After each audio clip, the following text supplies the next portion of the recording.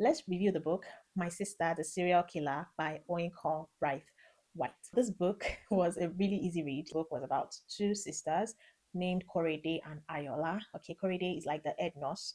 She's doing well in her career, and Ayola is the second born, the lady as well, who is a fashion designer.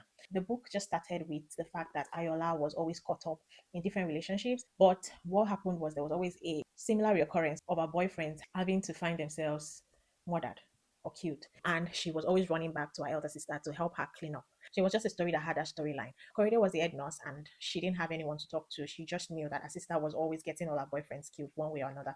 And so she wasn't sure of what to do. She was scared of, going to prison because sometimes they dispose the body with a car and all of that. There were times that the police would come and also investigate them, ask them questions. And also the story would always go back to their relationship with their father, who is now late. There was always a reference to how he brought them up. Also in the hospital, she had to confide in one of the patients that was in coma. Meanwhile, he kind of was able to remember some of these when he came out of coma.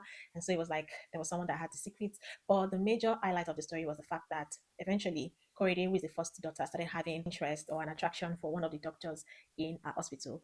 And he wasn't really into her. She was trying all her best to just get him to notice her and like her. Instead, he fell in love with Ayola, her younger sister, because she came to our hospital a couple of times to check on her.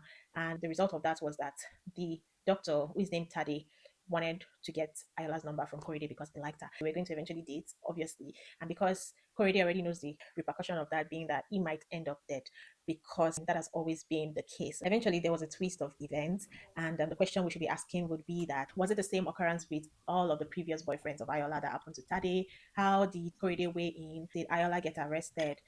Was anyone punished? Apart from the book being easy to read, was kind of one way, and that's why I'll be rating it 3/5. It was also kind of predictable to an extent. The ending was a bit different, okay, and you have to pick the book to find out because I do not want to spoil anything. Anyways, it looked like it was a situation that was going to continue because the main character, who was a serial killer, didn't seem to just disappear. I won't be saying more than that. I still recommend it, of course, if you really want to know about the happenings around the storyline. So let me know, have you read this book? What do you think about it? What's your rating? You have plans to pick this book up in the future? Let's discuss in the comment section. Do not forget to follow me. Do not forget to subscribe to my YouTube channel and to share my videos with other book lovers like you.